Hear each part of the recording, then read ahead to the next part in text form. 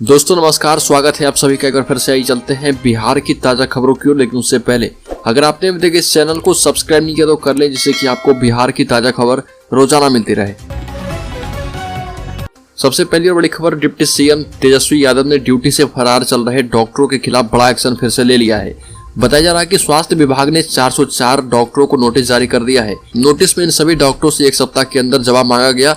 साथ ही ये भी कहा गया कि जवाब ससमय नहीं देने की स्थिति में सभी पर कार्रवाई की जाएगी। इन सभी 404 डॉक्टर जिन पर नोटिस भेजा गया है, ये सभी डॉक्टर अपनी ड्यूटी से फरार चल रहे थे।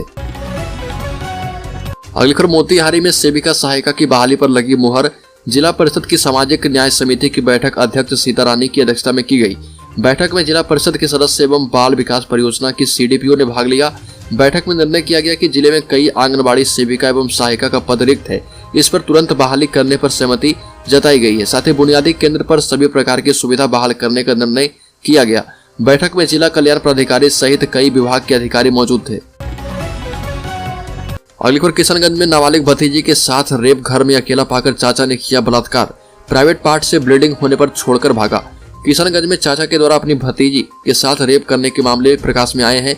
घटना जिले के बहादुरगंज थाना अंतर्गत ग्राम कोईमाली में घटी, जहां पर 11 वर्षीय नाबालिग को घर में अकेला पाकर उसी गांव के निवासी तौहीद आलम ने अपनी भतीजी का ही रेप किया। मामले को लेकर महिला थाना पुलिस ने कार्रवाई करते हुए आरोपी को गिरफ्तार किया है। गिरफ्तार तौहीद आलम ने अपनी भतीजे के साथ रेप किया। इस दौरान जैसे ही पीड़िता के प्राइवेट पार्ट से ब्लीडिंग होने लगी, आरोपी उसे छोड़कर फरार हो गया। अगली खबर, केजरीवाल की राह पर चले तेजस्वी यादव, सभी जिले में बनाएंगे मॉडल स्कूल। आपको बता दें कि 3 दिवसीय श्री उग्रतारा सांस्कृतिक महोत्सव 2022 का उप मुख्यमंत्री तेजस्वी यादव ने दीप प्रज्वलित कर शुभारंभ किया। बिहार के सहरसा जिले में स्थित शक्तिपीठ उग्रतारा स्थान महिषी में 3 दिवसीय उग्रतारा सांस्कृतिक महोत्सव का आयोजन किया गया। इस महोत्सव के उद्घाटन में उप मुख्यमंत्री तेजस्वी यादव समेत शिक्षा मंत्री, क्षेत्रीय विधायक भी मौजूद रहे। उप मुख्यमंत्री ने अपने भाषण में कहा कि कोसी हमारे राज्य का सबसे पिछड़ा क्षेत्र में है, जिसे कई अलग अलग योजनाओं के तहत आगे बढ़ाने का काम शुरू कर दिया गया है। इसके साथ ही तेजस्वी यादव ने कहा कि राज्य के सभी जिले में एक मॉडल स्कूल की स्थापना की जाएगी।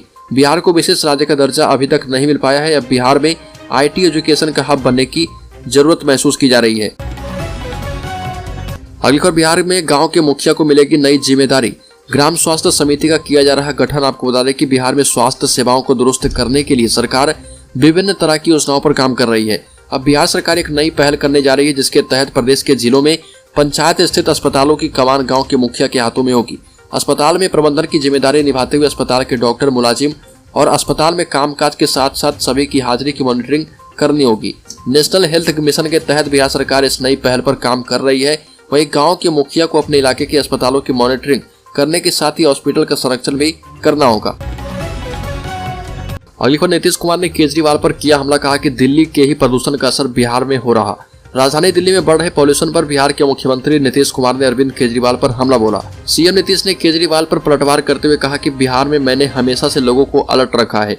हमेशा से समझाया गया कि जलाने का काम मत करिए। अब केजरीवाल को ये समझना चाहिए कि बगल में अगर पॉल्यूशन बढ़ेगा तो उसका असर पड़ोसी राज्यों में होगा।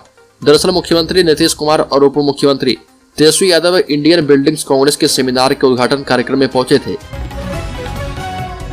अगली खबर, गोपालगंज और मोकामा में गठबंधन की जीत तय। आरजेडी ने फीडबैक के बाद किया बड़ा दावा, बोले भारी मतों के अंतर से जीतेंगे। मोकामा और गोपालगंज विधानसभा उपचुनाव की वोटिंग अपने आखिरी दौर में हो चुकी है। आरजेडी ने कहा कि अपनी हार तय देखकर दोपहर 1 बजे के पहले ही बीजेपी समर्थक मैदान छोड़कर भाग गए। आरजेडी प्रवक्ता चितरंजन गगन ने कहा कि गोपालगंज और मोकामा से मिले फीडबैक के मुताबिक गठबंधन का उम्मीदवार दोनों जगहों से भारी मतों के अंतर से चुनाव जीतने जा रहा। दोनों क्षेत्र के मतदाताओं में महागठबंधन उम्मीदवार के समर्थन में जबरदस्त उत्साह का माहौल था, जबकि बीजेपी समर्थकों में मायूसी छाई रही। आरजेडी के प्रवक्ता चितरंजन गगन ने कहा कि बीजेपी को तो अपनी हार का एहसास 2 दिन पहले ही हो गया था, जिसका असर उनके द्वारा दिए गए बयानों में दिखाई पड़ रहा था। अगली खबर, बिहार में दिसंबर में कराया जा सकता है नगर निकाय चुनाव। मंत्री विजेंद्र प्रसाद यादव ने किया बड़ा दावा। बिहार में नगर निकाय चुनाव आरक्षण संबंधित मसले पर सरकार की अधूरी तैयारी की वजह से टालना पड़ा। पटना हाईकोर्ट ने नियमों की अनदेखी का हवाला देते हुए सुधार करने के बाद ही चुनाव कराने का आदेश दिया, तो प्रक्रिया को बीच में ही स्थगित करना पड़ गया। इस बीच नगर निगम, नगर परिषद और नगर पंचायतों के चुनाव के मसले पर बिहार सरकार के ऊर्जा एवं योजना एवं विकास मंत्री विजेंद्र प्रसाद यादव ने संकेत दिए और कहा कि अति पिछड़ा वर्ग आयोग जल्द ही अपनी रिपोर्ट राज्य सरकार को सौंपेगा। ये भी बताया कि दीपावली एवं छठ जैसे पर्व के बावजूद आयोग ने अपनी जिम्मेदारियां निभाई है। अगली खबर, बिहार में अपराधियों के हौसले बुलंद है। कुछ दिन पहले पटना के पौस इलाके में पूर्व सांसद सुभाष यादव की बेटी और राज्य के उप मुख्यमंत्री तेजस्वी यादव के ममेरे भाई रणधीर यादव की कार पर फायरिंग की गई। इस मामले में आरोपित अभी पुलिस की पकड़ से बाहर ही है। अब राष्ट्रीय जनता दल के विधायक को हत्या की धमकी मिल गई। इस बार मामला वैशाली जिले में महुआ से राजद के विधायक एवं पार्टी के प्रदेश महासचिव मुकेश रोशन को जान से मारने की धमकी दी गई। महुआ विधायक डॉक्टर रोशन ने देर रात यह जानकारी देते हुए बताया कि मोबाइल नंबर से फोन करके उन्हें लगातार जान से मारने की धमकी दी जा रही है। अगली खबर, बिहार में मोकामा और गोपालगंज विधानसभा सीटों पर हुए उपचुनाव के नतीजे ईवीएम में कैद हो चुके हैं और रविवार को पता चल जाएगा कि मामला पिछले चुनाव जैसा एक पर छूट जाएगा या फिर दोनों सीटें एक तरफा जाएगी। इस चुनाव में वैसे तो भाजपा और राजद के बीच मुकाबला है, लेकिन परिणाम सभी दलों को प्रभावित करने वाला होगा। अलग थलग चल रहे लोक जनशक्ति पार्टी के अध्यक्ष चिराग पासवान से भाजपा के ताजे पुनर्जीवित हुए संबंध भी दांव पर लगे हैं। अगली खबर, बिहार में शिक्षा विभाग के बड़े अफसर के ठिकानों पर छापा। पटना, दानापुर और वैशाली में ईओयू की चल रही जांच। बिहार में शिक्षा विभाग के बड़े अफसर के खिलाफ भ्रष्टाचार की शिकायत पर छापेमारी की गई। आर्थिक अपराध इकाई यानी ईओयू ने पटना के साथ ही दानापुर और वैशाली में जमकर छापेमारी की। ईओयू की इस कार्रवाई से शिक्षा विभाग में हड़कंप है। आरोपित अफसर की तैनाती उच्च शिक्षा विभाग में है। मिली जानकारी के मुताबिक उच्च शिक्षा की उप निदेशक विभा कुमारी के 3 ठिकानों पर आर्थिक अपराध इकाई की छापेमारी हुई है। उनके खिलाफ आय से अधिक संपत्ति के मामले में कार्रवाई की गई। अगली खबर, बिहार के बाहुबली नेताओं में शुमार आनंद मोहन 15 दिन के पैरोल पर जेल से बाहर आ गए। सहरसा जेल से बाहर आते उनका पुराना रंग दिखा। पत्नी लवली आनंद समेत हजारों लोगों ने आनंद मोहन को जेल से रिसीव किया। आनंद मोहन अपनी मां गीता देवी के स्वास्थ्य कारणों की वजह से पैरोल पर बाहर आए हैं, लेकिन उनके बाहर आने के बाद ये चर्चा हो रही कि गठबंधन में राजपूत नेताओं की क्राइसिस को आनंद मोहन पूरा कर सकते हैं। अगली खबर, नवादा में 8 नवंबर को लगेगा जॉब कैंप। टेक्नीशियन के 500 पदों पर होगी बहाली।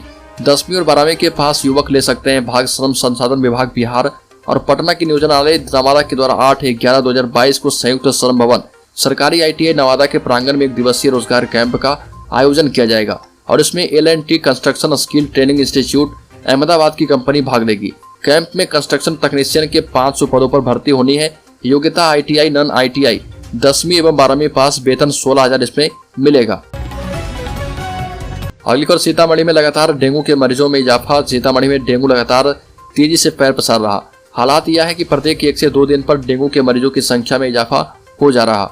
जिले में 3 नए संक्रमित मरीज मिले हैं, जिससे लोगों में अब भय का माहौल है। हालांकि इसको लेकर जिला प्रशासन गंभीर नहीं दिख रही है। सही से फॉगिंग नहीं कराई जा रही। नगर निगम क्षेत्र में अधिकांश जगह पर एक बार भी फॉगिंग नहीं हुआ है, जिसमें कैलाशपुरी, फरोड़ी, बिस्नाथपुर, सिमरा, परसपट्टी, मेला रोड, मैसौल जैसी जगहों पर फॉगिंग नहीं हो पाई है। अगली खबर, बक्सर में सनातन संस्कृति समागम का होगा आयोजन। 7 से 15 नवंबर तक चलेगा कार्यक्रम। 9 राज्य के मुख्यमंत्री और 5 राज्य के राज्यपाल होंगे शामिल। बिहार राज्य का बक्सर जिला भगवान श्री राम की कर्मभूमि रही है। इसी कड़ी में श्री राम की कर्मभूमि पर न्यास सिद्धाराम बक्सर में सनातन संस्कृति समागम का भव्य आयोजन 7 नवंबर से होने जा रहा। यह कार्यक्रम 15 नवंबर तक चलेगा। इसकी जानकारी बक्सर के सांसद और केंद्रीय राज्य मंत्री अश्विनी चौबे ने प्रेस कॉन्फ्रेंस के दौरान दी। आपको बता दें कि इस कार्यक्रम का आयोजन बक्सर के अहिरौली में होगा। इस कार्यक्रम में देश के बड़े बड़े संतों का आगमन हो सकता है। अगली खबर, बक्सर एक बार फिर से विश्व रिकॉर्ड स्थापित करने जा रहा है। यहाँ पर 16,000 स्क्वायर फीट जमीन पर मिट्टी के दियों से प्रभु श्री राम, लक्ष्मण, ऋषि विश्वामित्र, तड़का, अहिल्या देवी और भगवान वामन और राजा बलि का चित्रांकन किया जा रहा। इसे बनाने के लिए भागलपुर से कलाकार पहुंचे हैं, जो पिछले 5 दिनों से पूरा करने में इसे जुटे हैं। बताया जा रहा है कि मिट्टी के दियों से जमीन पर इतनी बड़ी पेंटिंग पूरे विश्व में कहीं नहीं बनी। ऐसे में बक्सर इतिहास रचने जा रहा, जिसको लेकर क्षेत्रवासियों में काफी उत्सुकता है।